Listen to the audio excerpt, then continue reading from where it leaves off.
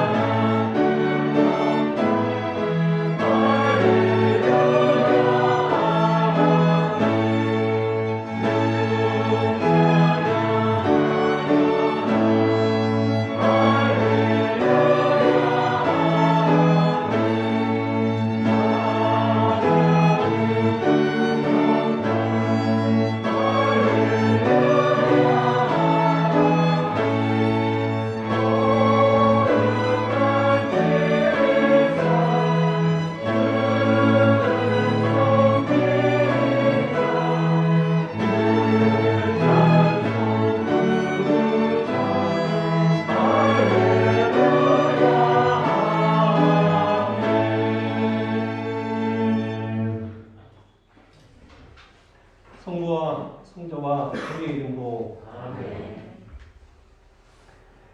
우리 마음과 희망과 은밀한 것까지 마신 전인 하나님, 성령의 감동으로 우리의 마음을 깨끗하게 하셔서 하나님 온전히 사랑하고 그 거룩하신 이름을 진심으로 찬양하게 하옵소서. 주 예수 그리스도 이름으로 기도하옵나이다. 우리가 죄없다고 하며 이는 자신을 속이는 것이요 진리가 우리 안에 있지 않기 때문입니다. 그러나 우리가 주를 고백하면 신실하시고 그러신 하나님은 우리 죄를 용서하시고 모든 불의에서 깨끗하게 해주십니다. 잠시 반주에 맞춰 회개하는 묵상기도를 드리겠습니다.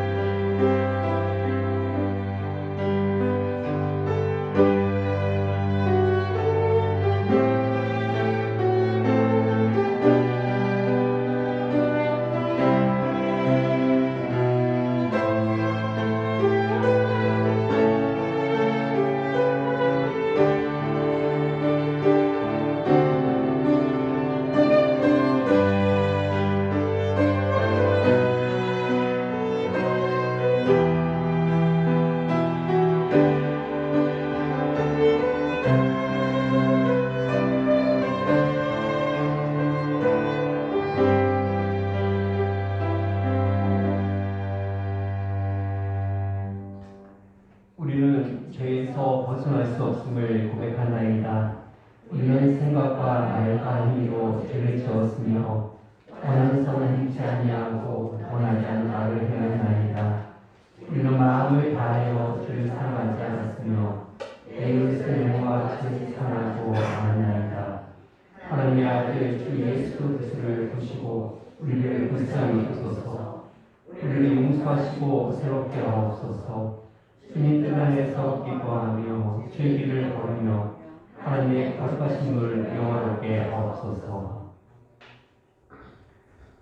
전능하신 하나님 아버지께서 우리를 비성을 여기시고 그 외아들을 보내시사 우리의 죄를 대신하여 죽으셨으며 그의 공로로 우리의 죄를 사여 줬습니다. 그러며 소개받고 안수받은 하나님의 말씀의 종 나는 주 예수 그리스도의 명하심에 따라 여러분 제가 사여졌음을 성부와 성자와 성령의 이름으로 선포합니다. 주님께서는 함께 하시기 바랍니다. 잘 읽겠습니다. 오늘 시간 예배를 위해서 최순 부사님 기도하시겠습니다.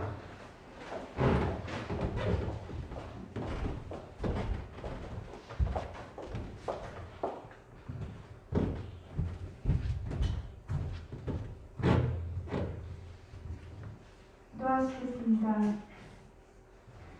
사랑과 긍휼이 풍성하신 하나님 아버지, 한 주간도 하나님의 은혜와 사랑으로 돌보아 주시고 이 아침 하나님을 예배하는 자리로 불러주시니 감사를 드립니다. 우리가 살아가는 모든 순간들이 하나님의 크신 은혜임에도 많은 순간 하나님의 은혜를 잊어버리고 세상 욕심으로 불평불만했던 모습을 회개합니다.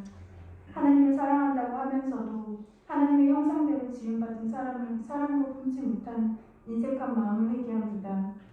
우리는 한순간도 하나님 없이는 살 수 없으며 우리의 힘으로 사랑할 수도 용서할 수도 주의 뜻을 따를 수도 없는 나약하고 연약한 존재임을 고백하오니 이 시간 우리에게서 굳은 마음을 제거하여 주시고 부드러운 마음을 허락하셔서 우리를 너무나 사랑하시는 하나님 아버지의 사랑으로 우리의 메마른 심령을 가득 채워 주시옵소서. 그래서 이 마지막 때에 더욱 뜨겁게 사랑함으로 하나님의 기쁨이 되는 자녀들이 될 수 있게 하여 주시옵소서. 오늘도 우리가 예수님의 피값으로 사신 하나님의 사랑받는 자녀라는 정체성을 기억하며 세상 속에 살지만 세상과 구별된 자들로 시대를 분별하고 늘 깨어 기도하게 하여 주시옵소서. 우리 삶의 모든 영역과 이 어둠의 세상 주관자들 속에서 오직 아버지의 나라가 임하시기를 기도합니다. 이 시간 우리의 몸과 마음을 어린 양의 보혈로 정결케 씻어주시고 선포되는 말씀 속에서 살아계신 하나님의 음성을 듣게 하시고 우리의 영이 살아나는 은혜의 시간이 되게 하여 주시옵소서. 감사드리며 모든 말씀 우리의 구원자 되시는 예수님 이름으로 기도드렸습니다. 아멘.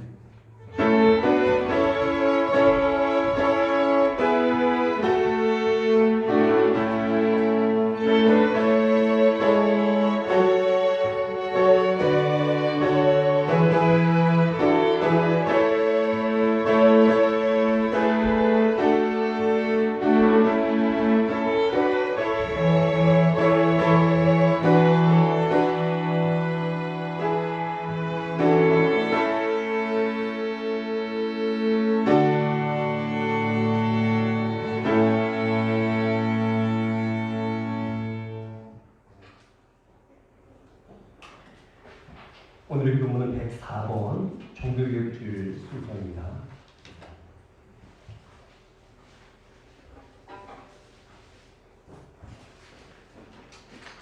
나의 힘이신 여호와여 내가 주를 사랑하나이다.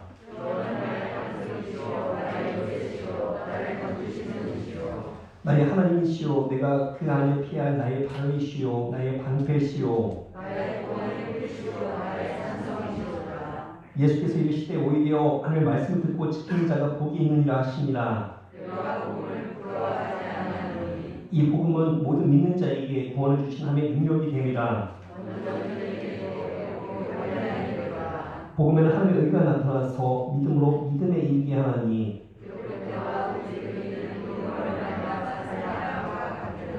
너희가 내 말에 거하면 참으로 내 제자가 되고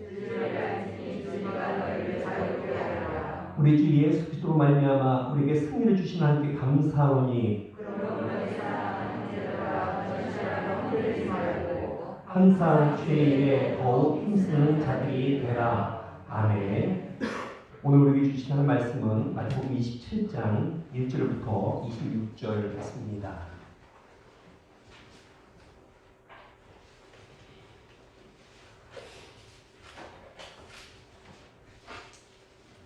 마태복음 27장 1절부터 26절 말씀 우리 한 절씩 읽도록 하겠습니다. 새벽에 모든 대제사장과 백성의 장로들이 예수를 죽이려고 함께 의논하고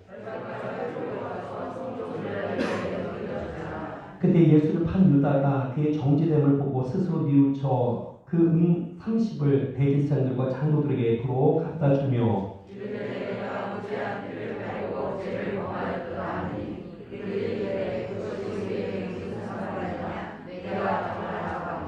유다가 은을 성소에 던져놓고 물러가서 스스로 목매어 죽으니라.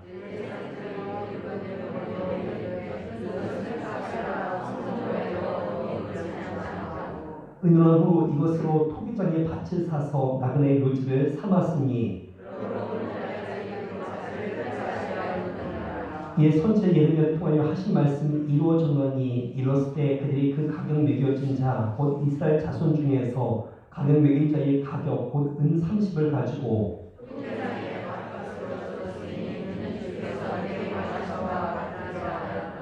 예수께서 총독 앞에 섰음에 총독이 물어 이르되 내가 유대인의 왕이냐 예수께 대답하시되 내 말이 옳도다 하시고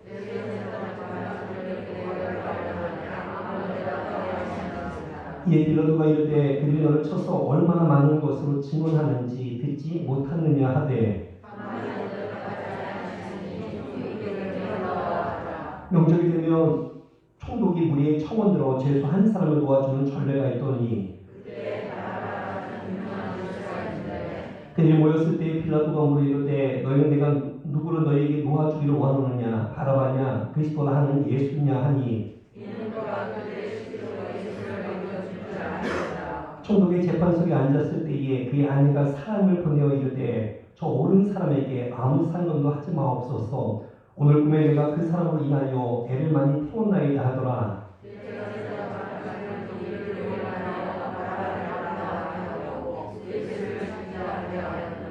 총독이 대답하여 이르되 둘 중에 누구를 너희에게 놓아주기를 원하느냐 이르되 바라바로소이다.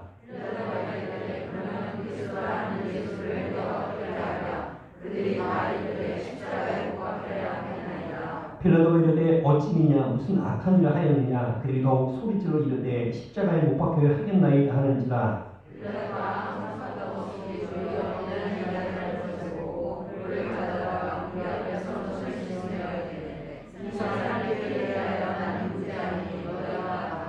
백성이 다 대답하여 이르되 그 피를 우리와 우리 자손들에게 돌릴지어다 하거늘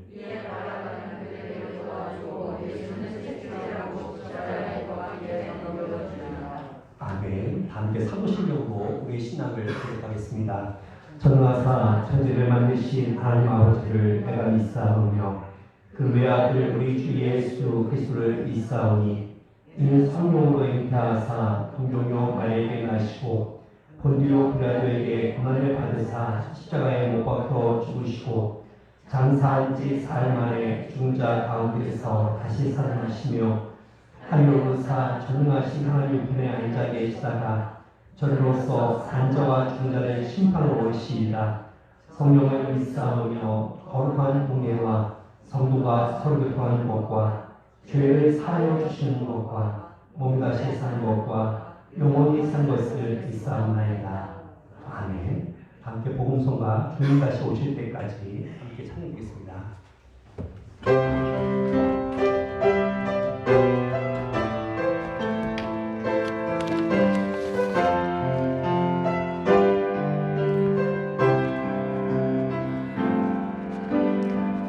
주님 다시 오실 때가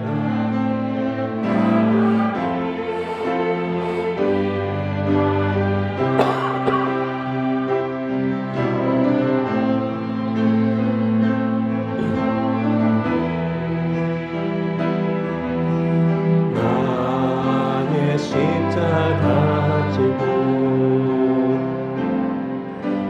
나의 가는 이 길 끝에서 나의 주님을 보리라. 영광의 내 주님 나를 맞아 주시리.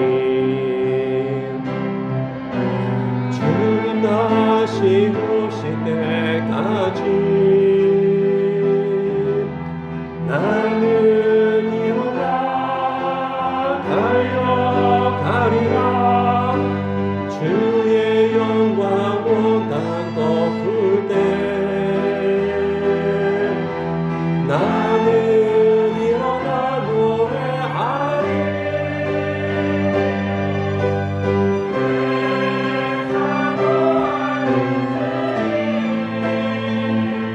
온 세상 구주시라. 내 사모하는 주님 영광의 왕이신 내 사모하는 주님 내 사모하는 주님 온 세상 구주시라. 내 사모하는 주님 영광의 왕이시라.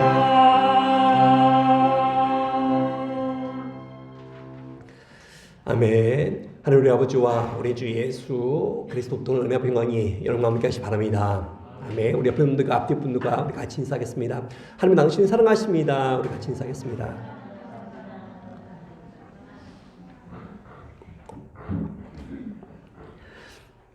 예, 오늘 마태복음 118번째 시간입니다. 자살이 대안이 될 수는 없다. 자살이 대안이 될 수는 없다라는 제목으로 하나님의 말씀을 증거하겠습니다. 대제사장과 장로들은 예수님을 죽이기로 결정합니다.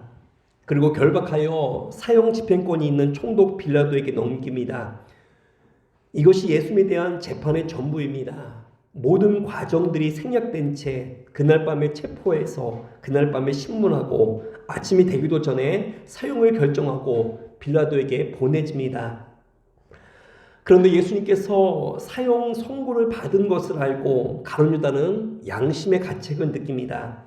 회개는 안 되는데 후회와 가책이 밀려옵니다. 의도하지는 않았지만 나로 인하여 죽는다고 생각하니 죄책감이 밀려와서 미치려고 합니다. 그래서 결국 대제사장과 장로들을 찾아가 은 30을 돌려주려고 합니다. 가룟 유다가 저지른 죄는 예수님께 대한 죄입니다. 그런데 가룟 유다는 지금 제사장들을 찾아갑니다. 그는 받은 돈 30을 돌려준다고 해결되는 것이 아님에도 불구하고 그는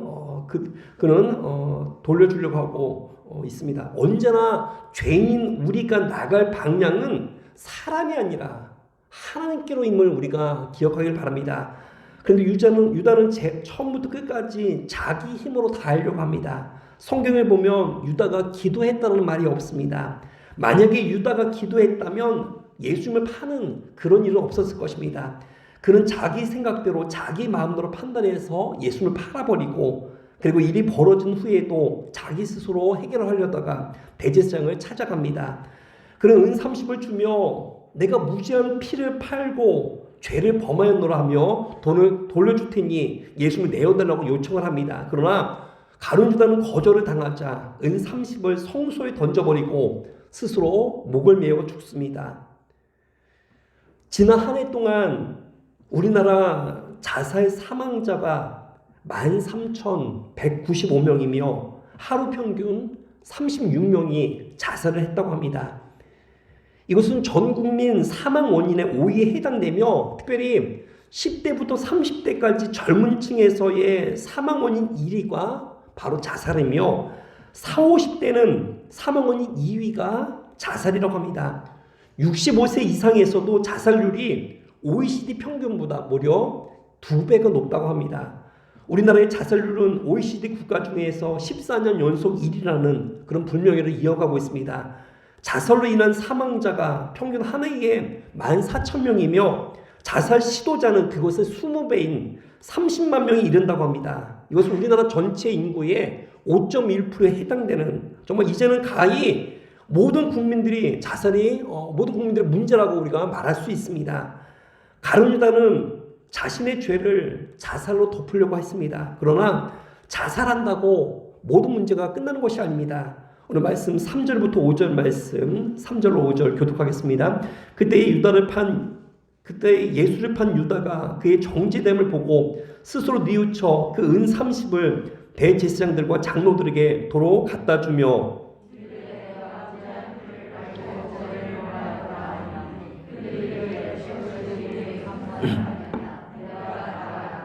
같이 읽겠습니다. 유다가 은을 성소에 던져놓고 물러가서 스스로 목매어 죽은지라. 이렇게 읽습니다. 여러분들 가룟 유다와 베드로를 한번 비교해 보십시오. 둘 다 잘못했습니다. 둘 다 범죄했습니다. 그런데 차이점이 무엇입니까? 유다는 자살하고 베드로는 회개하고 주님 앞에 돌아왔습니다. 이유가 무엇입니까? 유다는 자기 죄를 자기가 처리하려고 했습니다. 우리가 죄의 문제는 어떻게 처리해야 합니까? 예수님께 나아가서 예수님의 보혈의 피로 씻겨야 하는데 유다는 어느 정도 결론을 했냐면 이 죄의 문제, 양심의 가책까지도 내가 처리하겠다 그러면서 자기 멋대로 자살합니다. 정말 악한 자입니다. 그래서 자살하는 사람이 사실은 제일 악한 자들입니다. 죄의 문제는 오직 하나님께로 나가야 해결받는데 자기가 해결받겠다는 겁니다. 나는 죄인입니다. 그러면서 예수의 처분만을 기다려야 합니다. 그게 믿는 자의 모습입니다. 주님께 맡길 줄 아는 그 모습이 오늘 우리에게 있기를 간절히 축원합니다. 그런데 가룟 유다는 어떻습니까? 세상적인 관점에서 보면 이 사람은 양심이 있는 사람 같이 보입니다. 나는 죄인, 나 같은 죄인이 어떻게 돌아갈 수 있겠는가? 그래서 자살을 선택합니다. 인간적으로 볼 때는 깔끔해 보입니다. 그런데 하나님 앞에서는 그것이 가장 큰 죄라는 겁니다. 누가 우리 보고 죄의 문제까지 책임지라고 말합니까? 적어도 하나님 전에 나가서 죽어야지 왜 자기가 자기 죄를 책임지려고 합니까? 내가 죽을 죄인인지 아니면 용서받을 수 있는 죄인인지 우리가 어떻게 합니까? 나의 모든 것을 주님께 맡깁니다. 언제나 우리는 그 모습이 있어야 합니다. 그런데 나는 이제 이미 끝났어. 나는 죽어 마땅해. 나는 더 이상 가망이 없어. 여러분, 그 판단을 왜 자기가 합니까? 결정권자 하도록 우리가 맡겨야 합니다. 내가 큰 죄를 지었습니다. 내가 다 무너졌습니다. 처분대로 따르겠습니다. 근데 그게 겸손함이지 처음부터 마지막까지 잘못은 다 자기가 해놓고 결정까지도 자기가 다 하려고 그 모습이 얼마나 교만입니까? 내가 죄인이고 내가 깨진 모습이라 할지라도 하나님께서 용서하시면 내가 따르겠습니다. 그게 진정한 하나님의 자녀의 모습 아닙니까? 여러분들 한 번 넘어졌다고 모든 것이 다 끝나는 것이 아닙니다.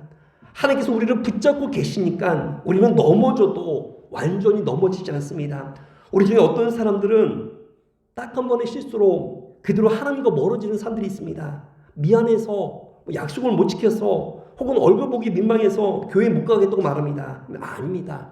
여러분들 민망해도 나오십시오. 뻔뻔하게 나오십시오. 베드로를 보십시오. 얼마나 뻔뻔합니까? 예수를 모른다고 3번씩이나 부인하고 나중에 저주까지 했던 그 사람이 부활하신 예수님께서 찾아가서 내가 나를 사랑하느냐 물으니까 주여 내가 주를 사랑하는 줄 주께서 아시나이다. 정말 뻔뻔하죠. 정말 그 가증스러운 입술. 정말 그런데 여러분들 그러니까 정말 하나님의 은혜를 입어서 다시금 회복되는 겁니다. 반면에 가룟 유다를 보십시오. 깔끔하죠. 자기가 다 책임지고 스스로 자살하고. 여러분 깔끔한 게 다 좋은 것이 아닙니다. 실수하고 넘어져도 다시 일어서는 베드로와 같이 뻔뻔한 성도가 되기를 간절히 축원합니다.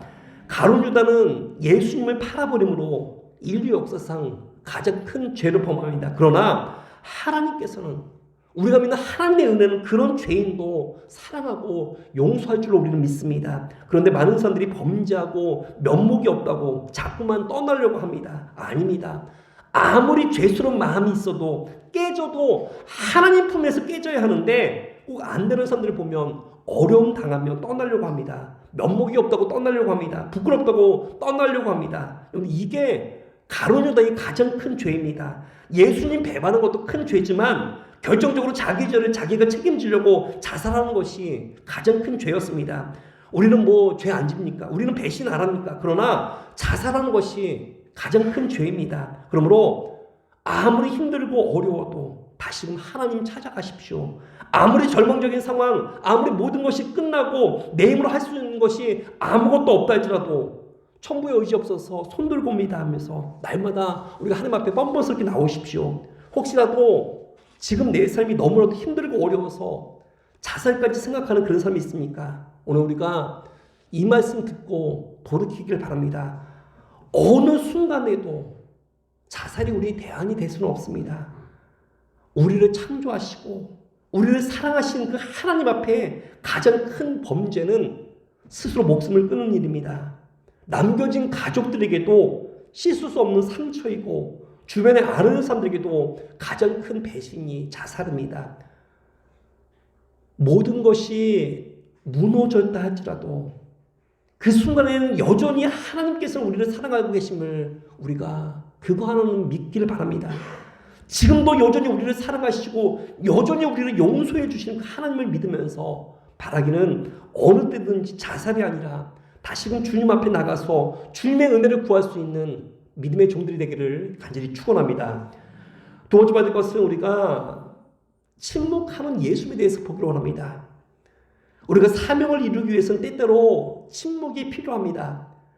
예수님께서 빌라도에게 끌려가서 신문을 받습니다. 빌라도는 당신이 유대인의 왕이냐 묻습니다. 이 질문은 정치적으로 매우 민감한 질문입니다. 자칫 잘못하다가는 로마의 반기를 든다고 오해를 살 수 있는 그런 상황이었습니다. 그러나 예수님께서는 내 말이 옳다라고 담대하게 밝히십니다.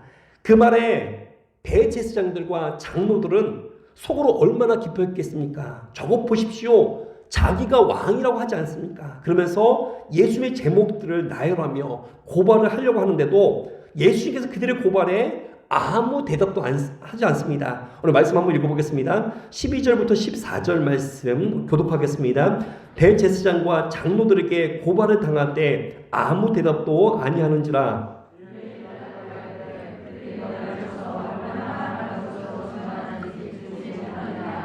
같이 읽겠습니다. 한 사람 가장년이 총독이 크게 놀라워하더라. 아멘. 대제사장과 장로들은 지금 예수를 죽이기 위해서 여러 가지로 거짓 고소를 합니다. 비난하고 야유를 퍼붓습니다. 그러나 그 많은 비난과 악담과 저주 속에서도 예수님은 침묵하십니다. 예수님께서 얼마든지 이 사람들의 고소에 답변할 수 있었습니다. 할 말이 없어서 침묵하신 것이 아닙니다. 또한 예수님께서는 무슨 비밀이 있거나 죄를 은폐하기 위해서 침묵하신 것도 아닙니다. 또한 대항할 힘이 없어서 침묵하신 것도 아닙니다. 그런데 그분은 십자가라는 그 거룩한 사명을 완수하기 위해서 지금 침묵으로 참고 견디십니다. 세월이 지난 후에 베드로는 당시 예수님에 대해서 이렇게 기록하고 있습니다. 베드로전서 2장 23절부터 25절 말씀 교독하겠습니다. 욕을 당하실 때 맞대어 욕하지 아니하시고 고난을 당하실 때 위협하지 아니하시고 오직 공의로 심판하신 이에게 부탁하시며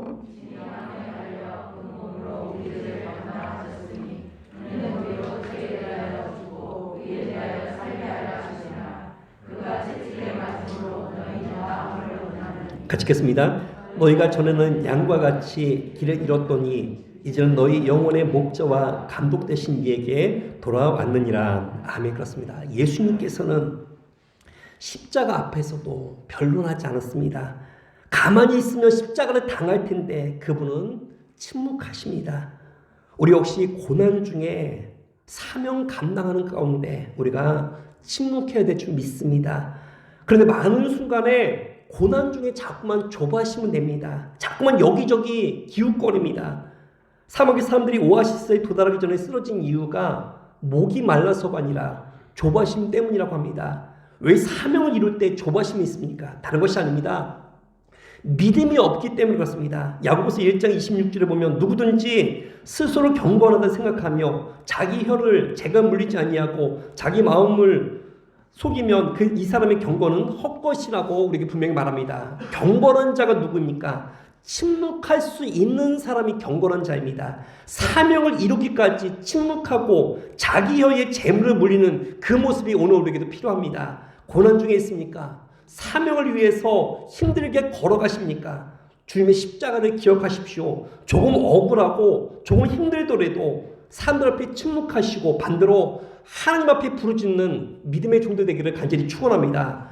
뭐든지 다 아는 척하고 잠시도 쉬지 않고 얘기하고 그러면 실수가 많고 넘어질 수밖에 없습니다. 그래서 위기의 순간일수록 힘들면 힘들수록 말보다는 침묵하면서 하나님께 기도하는 것이 중요합니다. 우리가 하나님의 뜻을 이루기 위해서는 때때로 하고 싶은 말도 참아야 될 때가 있습니다. 교회가 문제가 생기는 것은 정말 거의 대부분이 말 때문입니다. 사람들이 모이는 곳이기에 말이 있기 마련입니다. 그러나 서로를 위해서 그리고 하나님의 영광을 위해서 여러분들 때로는 손해보더라도 때로는 억울해더라도 때로는 사람들에게 모함 받더라도 말을 아끼고 덕을 세우는 말을 할 수 있는 믿음의 종이 되기를 간절히 축원합니다. 저 역시도 마찬가지입니다. 저도 억울할 때가 있습니다. 저도 오해받을 때가 있습니다. 사실은 그게 뭐 아니다라고 변론을 하고 싶을 때가 있습니다. 그러나 제가 변론하면 저 대신에 누군가가 뭐 욕을 먹어야 되기 때문에 그냥 침묵하는 겁니다.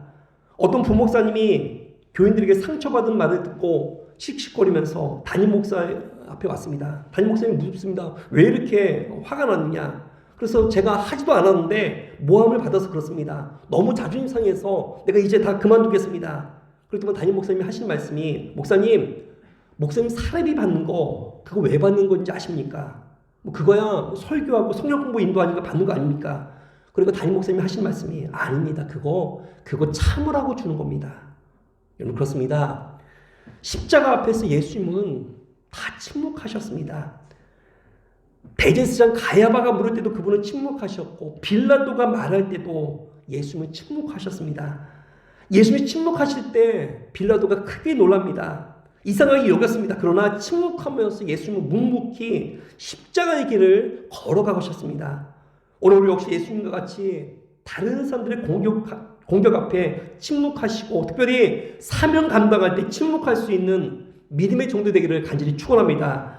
침묵한다는 게 뭡니까? 하나님만 바라본다는 겁니다. 내가 공격당할 때 침묵한다는 것은 나를 공격하는 사람들에게 집중하는 것이 아니라 또 다른 이에게 집중한다는 겁니다. 그분이 누굽니까? 바로 하나님이십니다. 기도하는 모습입니다. 위기 순간에 말을 너무 많이 하는 사람들이 있습니다. 여러분들 그래서 무너지는 겁니다. 우리 말씀 한번 읽어보겠습니다. 시편 46편 10절 말씀, 시편 46편 10절 우리 여러분들만 한번 읽어보겠습니다.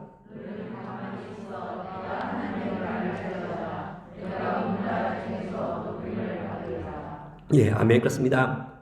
하나님은 우리의 피난처가 되십니다. 그 하나님께서 우리에게 너희는 가만히 있으라 명하십니다. 너희는 침묵하라 명하십니다. 왜냐하면 이 세상의 모든 문제들, 내 삶의 문제를 해결하는 것은 내가 아니라 누가 하십니까? 하나님이 하시기 때문입니다. 여러분들 기억하십시오. 내가 하는 것이 아닙니다. 하나님이 하시는 겁니다. 그래서 우리는 침묵할 수 있습니다. 우리가 자기 자신이 겸손한지 교만한지 뭐 여러 가지로 테스트할 수 있겠는데 특별히 어떤 어려움을 당할 때 내가 말하는 사람인가 아니면 침묵하는 사람인가 그걸 보면 우리가 금방 알 수 있습니다. 나름대로 자기가 힘이 있다고 느끼는 사람은 억울한 일을 당하면 절대로 가만히 있지 않습니다. 자기가 모함을 당하면 부들부들 떱니다. 기어코 변명하는 그런 말들을 내뱉습니다. 그래서 대부분의 사람들이 말부터 교만해지기 시작합니다. 말이 막 험악해지기 시작합니다. 그 베이스에 깔려있는 게 뭡니까? 일종의 자신감입니다. 나는 힘이 있어. 그런데 감히 누가 나를 건드려? 그러면 말을 막 함부로 하게 되어 있습니다. 그런데 정말 하나님 앞에서 정말 겸손한 사람이 어떤 사람인지 아십니까? 힘이 있어도 하나님께서 힘을 주셔도 특별히 그 말에 있어서 조심할 줄 압니다. 사람들이 나를 어떻게 할 수 없을지라도 좀 하늘 앞에 늘 조심조심하는 그 모습이 겸손한 사람의 모습입니다. 그래서 절제가 나오고 침묵이 나오는 겁니다. 우리가 어떤 상황 속에 있었든지 특별히 상대방이 나를 공격할 때 정말 하늘 앞에 침묵으로 나갈 수 있는 믿음의 종이 되기를 간절히 축원합니다. 여러분 기억하십시오. 십자가는 침묵으로 완성되는 겁니다. 오늘 우리의 사명 역시 우리가 펄펄 뛴다고 되는 것이 아니라 내가 낮아지고 내가 죽고 내가 부서지고 그리고 내가 침묵할 때 완성되는 것입니다. 바라기는 하나님의 거룩한 뜻을 위해서 또한 이 땅에 하나님의 나라 확장되는 일을 위해서 우리가 때로는 억울해도 침묵하면서 기꺼이 손해볼 수 있는 믿음의 종이 되기를 간절히 축원합니다. 마지막 세 번째로 우리가 빌라도에 대해 살펴보기 원합니다. 2000년 교회 역사 가운데 가장 억울한 사람을 꼽으러 간다면 바로 빌라도가 아닌가 생각합니다. 왜냐하면 우리는 매주일 예배를 드리면서 반드시 사도신경을 고백을 하는데 그때마다 우리의 신앙 고백 속에는 본디오 빌라도에게 고난을 받으사 십자가 달려 죽으시고 이 신앙 고백을 하기 때문입니다. 우리나라뿐만이 아니라 전 세계에서 예배를 드리는 정말 수억 명의 사람들이 예배를 드릴 때마다 이 고백을 합니다. 과거 2000년 동안 그리고 앞으로 예수님이 언제 오실지 모르겠지만 그때까지 계속해서 빌라도는 비난을 받을 것입니다. 아마도 죽어서도 무덤에서 귀가 간지러울 겁니다. 그런데 빌라도가 그렇게 크게 잘못한 게 뭐가 있겠습니까? 차라리 가룟유다에게 배신을 당하사 십자가에 달려 죽으시고 이렇게 고백을 한다든지 아니면 3번이나 예수님을 부인한 베드로에게 고난을 당하사 십자가에 달려 죽으시고 이렇게 고백을 한다든지 그것도 아니면 당시 종교 지도자들이나 예수 십자가에 못 박아 소리 지르던 유대인들에 의해서 고난을 당하시고 이것도 아니고 왜 하필이면 본디오 빌라도에게 고난을 당했다고 우리가 고백을 하고 있습니까? 사실 빌라도는 예수님께 굉장히 관대했습니다. 그는 끝까지 예수님을 풀어주고 싶어 했습니다. 그래서 유대인들을 회유했고 성난 유대인들을 진정시키기 위해서 살인 강도인 바나바를 대신해서 십자가에 죽이고 예수님을 풀어주려고 많은 노력을 기울였습니다. 차라리 빌라도보다 헤롯 왕이 예수님을 모욕하고 핍박한다는 말이 더 타당합니다. 빌라도는 몇 번씩이나 나는 예수에 대해서 아무런 잘못도 발견할 수 없다고 말하는 사람인데 왜 교회에서는 그가 예수 핍박한 사람이라고 날마다 고백을 하고 있습니까? 여러분 혹시 평소에 이상하다고 느끼지 않았습니까? 그러면 빌라도가 왜 비난받아 마땅합니까? 그것은 다른 것이 아닙니다. 그는 예수님께서 죄가 없음을 알았음에도 불구하고 사람들의 비난이 두려워서 책임을 회피했기 때문입니다. 책임져야 될 사람이 책임을 피했기 때문입니다. 다른 사람들 그가 메시아인지도 모르고 실패한 선지라고 생각을 했지만 적어도 빌라도는 아니었습니다. 빌라도의 보고서라는 그 기독교 서적에 가면 이렇게 살 수 있습니다. 지금도 원래 그 터키의 성 소피아 성당에 보관되어 있었습니다.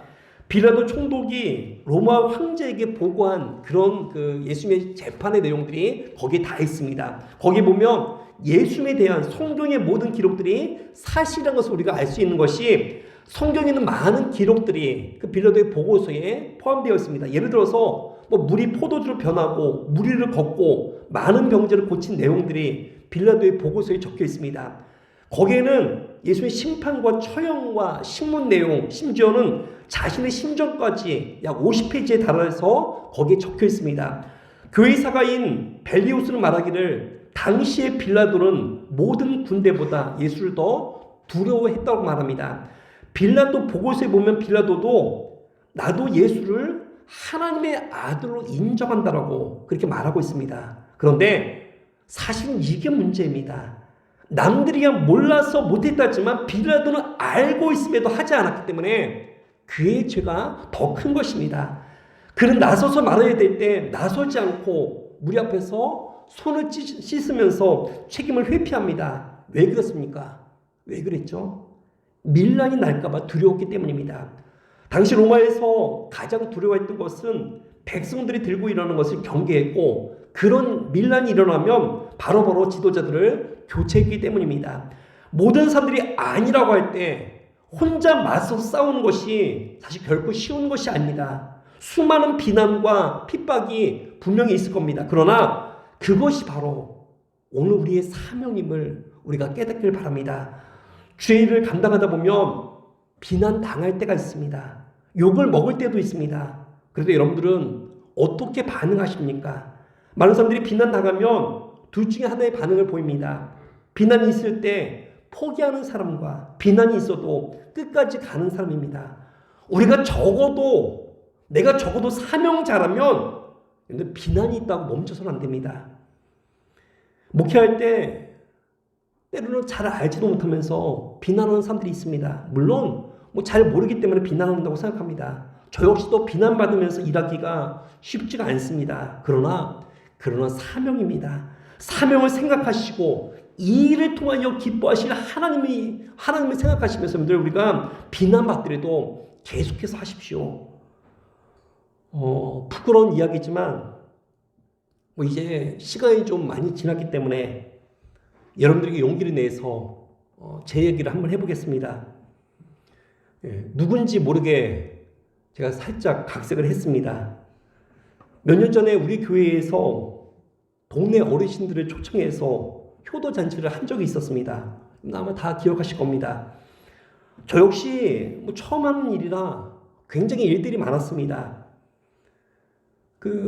제 기억으로 그때 8팀을 섭외를 했는데 섭외하기가 굉장히 어려웠어요. 예를 들어서 태권도 시범팀 한 팀을 섭외하기 위해서 동네에 있는 태권도 도장들 다 돌아다녔습니다. 다 돌아다니면서 섭외하고 뭐 전화 뭐 바로 얘기합니까? 며칠 더 전화 오면 또 다른 데 가서 또 이제 가서 또 섭외하고 그런 일을 계속 반복했습니다.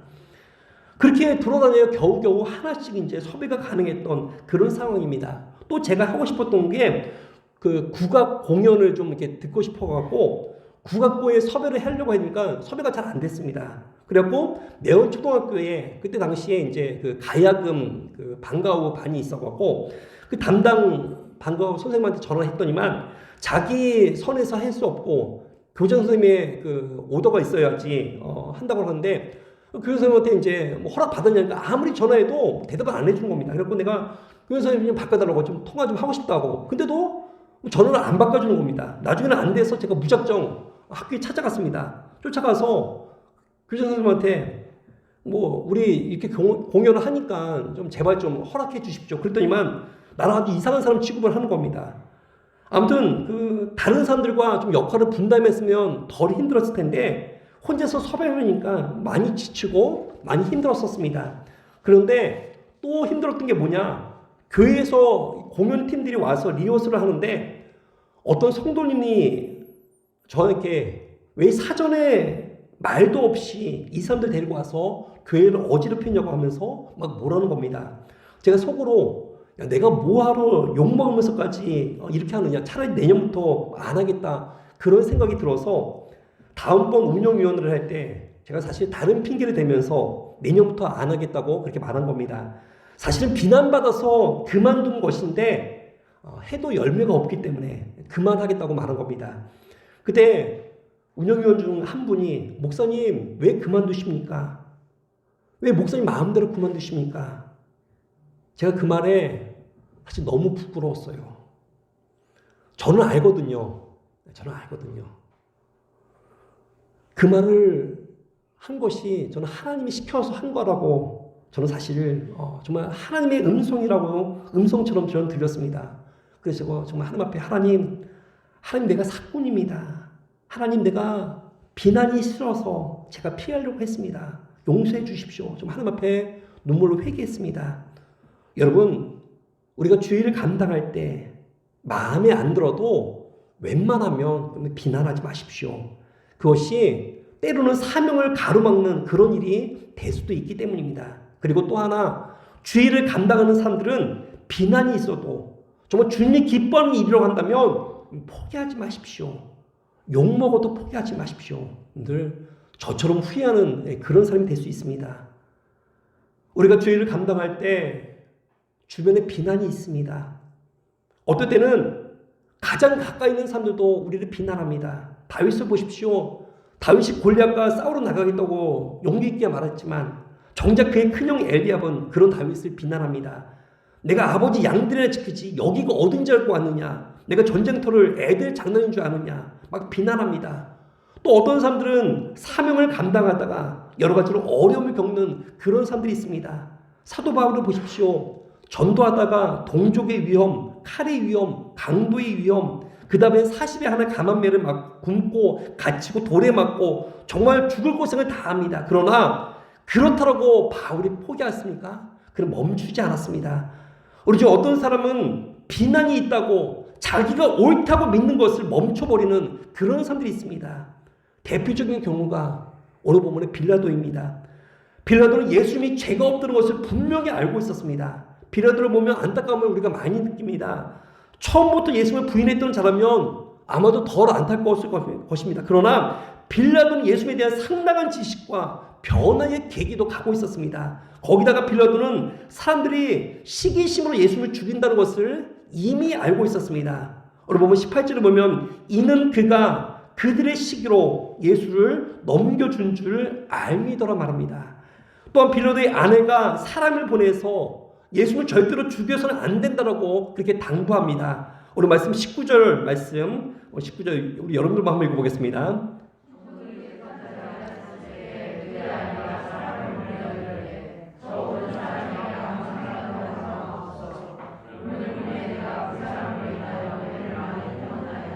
예, 아멘. 그렇습니다.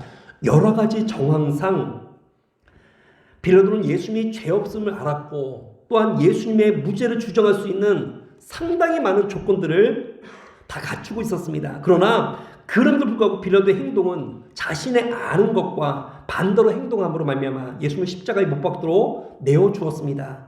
많은 유대인들이 빌라도를 압박하고 있습니다. 예수가 스스로 왕이라고 주장을 하고 있는데 그런 예수를 풀어준다면 당신은 황제에게 반역하는 것입니다. 자신의 정치적인 입지를 막 공격을 합니다. 그러다 보니까 빌라도는 알면서도 굴복합니다. 우리가 사명을 감당하다 보면 때로는 비난이 있을 수 있습니다. 내가 손해볼 때도 있습니다. 그런데 예수님께서 사람들이 비난을 두려워했더라면 십자가를 완성할 수 있었겠습니까? 여러분들 비난이 있어도 끝까지 포기하지 마십시오. 그것이 바로 사명자의 길입니다. 여러분들 잊지 마십시오. 누군가 앞에서 나서서 일을 하는 사람들, 리더들은 예외 없이 누구나 비난받는 그런 자리입니다. 회사 사장님들 보십시오. 직원들에게 비난받는 자리입니다. 교회에서 기도같이 쓰임받는 사람들 보십시오. 비난받는 자리임을 우리가 기억하길 바랍니다. 여러분들도 하나님의 일을 앞장서서 하다 보면 비난을 받을 때가 있습니다. 그러나 비난 가운데 예수님도 우리처럼 비난당했음을 기억하면서 묵묵히 그 길을 걸어가는 믿음의 종이 되기를 간절히 축원합니다. 바로 날마다 비난 가운데서도 우리가 포기하지 말고 그 길을 걸어가서 주님 주신 사명을 감당해서 여러분 주님께서 기뻐하시는 거룩한 교회와 성도가 되기를 간절히 축원합니다.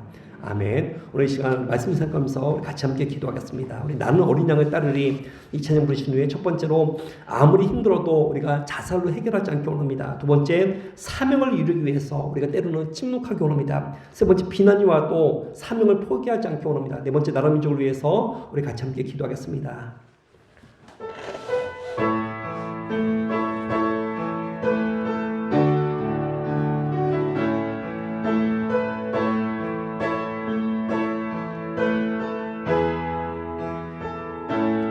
나는 어린 양 따르리 온 힘 다해 온 맘 다해 그의 명 예수 종하리 나는 어린 양을 우리 한 번 더 같이 고백하겠습니다. 나는 어린 양을 나는 어린 양을 따르니 온 힘 다해 온 맘 다해 그의 명령에 순종하리 나는 어린 양을 이 시간 우리 합심해서 함께 같이 기도하겠습니다. 하나님 감사합니다. 그렇습니다. 하나님 아버지 우리가 아무리 힘들고 어려워도 하나님 아버지 우리가 하나님 앞에 나가기 원합니다. 하나님 아버지 우리가 죄 가운데 있을 때 우리가 죄들 우리의 죄를 씻긴 것은 예수 그리스도 보혈의 피임을 저도 기억하게 해주시고 하나님 아버지 내가 해결하는 것이 아니라 날마다 주님 의지하며 주님을 맡길 수 있는 믿음의 기원종 될 수 있도록 아버지 역사해 주시옵소서. 많은 사람들이 아버지 정말 스스로 목숨을 끊고 있는 아버지 그런 세대 가운데 아버지 자살이 유행되고 있는 그런 시대 가운데 살고 있지만 정말 아버지 진정으로 이것이 하나님의 뜻이 아니면서도 기억하면서 하나님의 뜻 가운데 언제 설 수 있는 믿음의 기원종 될 수 있도록 아버지 역사해 주시옵소서. 사명을 감당하게 해주시고 정말 아버지 때때로 저들 사명을 위해서 침묵하게 해주시고 정말 아버지 주의 뜻을 이루기 위해서 침으로 나갈 수 있는 믿음의 기원종 될 수 있도록 아버지 역사해 주시옵소서. 우리 가운데 여러 가지 고난과 핍박이 있다 할지라도 정말 아버지 날마다 묵묵히 순종하며 충성을 다할 수 있는 믿음의 기원종 될 수 있도록 아버지 역사해 주시옵소서.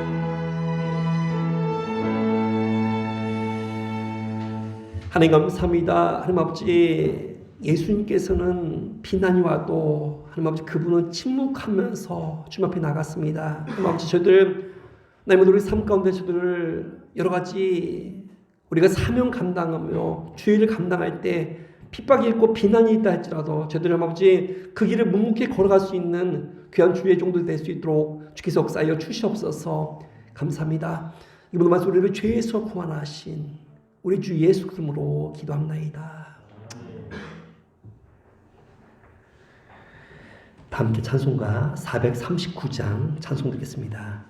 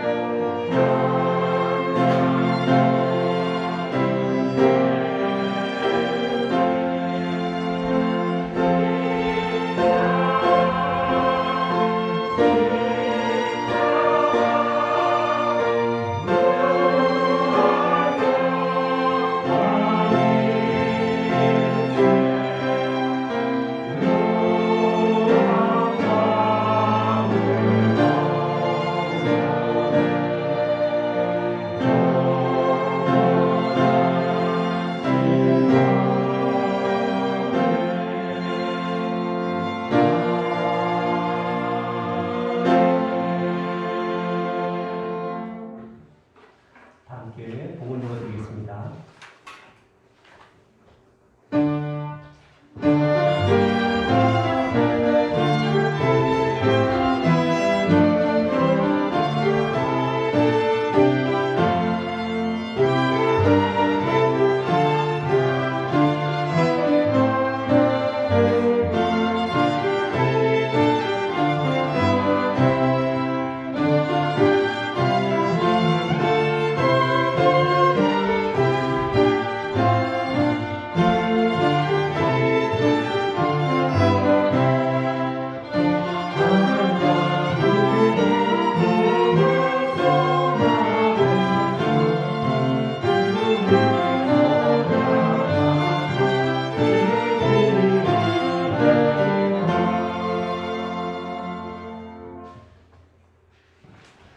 주님 은혜를 감사합니다. 주님은 항상에 항상 깨어있게 할 주옵소서. 정혜란 집사님 감사드렸습니다. 놀라우신 주님의 은혜를 감사합니다. 신용 집사님 감사드렸습니다. 항상 함께 하시는 은혜를 감사합니다. 신수영 집사님 감사드렸습니다. 은혜롭게 이사 잘했습니다. 감사합니다. 이정호 원사님 감사드렸습니다. 범사에 감사합니다. 한정희 집사님, 장혜란 집사님 감사드렸습니다. 홍덕기 집사님 감사드렸습니다. 이준서 학생 감사드렸습니다. 능력으로 감사드렸습니다. 기도드리겠습니다. 할렐루야. 사랑 많으신 아버지, 주님의 크신 사랑들 감사합니다. 주만 우리를 먼저 찾아와 주시사 주님의 자녀 삼으시고 구원의 길로 인도하여 주시니 그 사랑 늘 감사합니다. 오늘도 주의 성도들 주님의 사랑을 기억하며 주님 전에 나왔습니다. 힘들고 지친 모습으로 주님 앞에 나왔사오니 주님의 크신 위로가 이 시간 우리 성도를 위해 충만히 임하게 하여 주시옵소서. 하나님 사랑하신 우리 교회를 위해서 기도합니다. 이 땅에 하나님의 교회를 세우시고 우리 교회를 통하여 죽어가는 많은 영혼들을 살리려 원하시는 주님, 우리가 그 사명 감당하게 하시고 우리 안에서 날마다 기쁨으로 주일 감당하는 거룩한 주의 성도들 되게 하여 주시옵소서. 우리 성도들이 가정 날마다 지켜주시사 힘들고 어려울 때마다 주님 바라보며 기도하게 하시고 간구하는 영혼들 위해 주님의 한영없는 은혜와 축복을 더하여 주시옵소서. 물질로 인하여 어려움 당하지 않게 하시고 주님의 은혜로 종의 가정들의 차고 넘치는 은혜와 축복의 역사가 일어나게 하여 주시옵소서. 오늘 귀한 예물 정성을 다하여 드립니다. 부족한 중에도 주의 것을 먼저 선별하여 드리오니 귀한 예물을 받아 주옵소서. 감사합니다. 이 모든 것을 우리를 주에서 구원하신 우리 주 예수 그리스도로 기도합나이다. 아멘.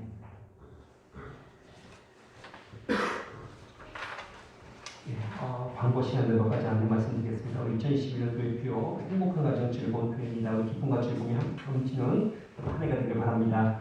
우리 금주 감사 이천 신수영 집사님 준비해 주셨습니다. 귀한 애참 감사드립니다. 종교개혁 기념 예배가 오늘 오후 4시에 중앙교회에서 있고 비대면으로 참석할 수 있습니다.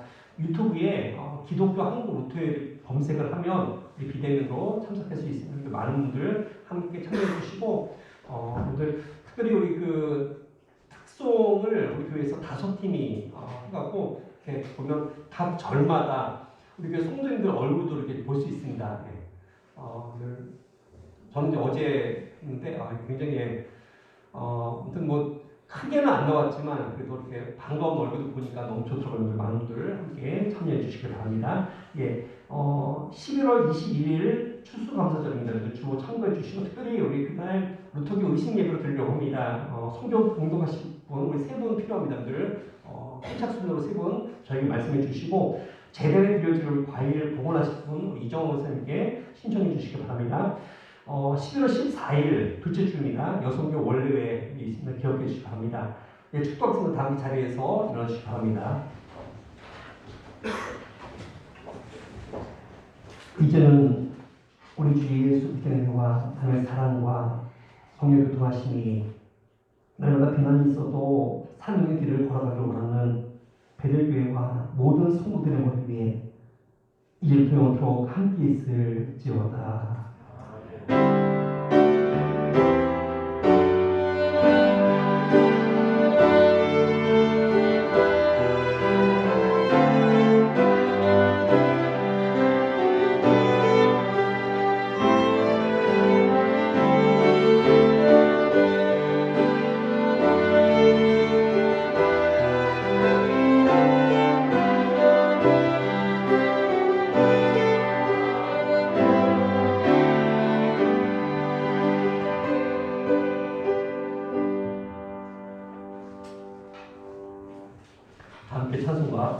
25장 찬송부의 신보 모든 주를 배고 마치겠습니다.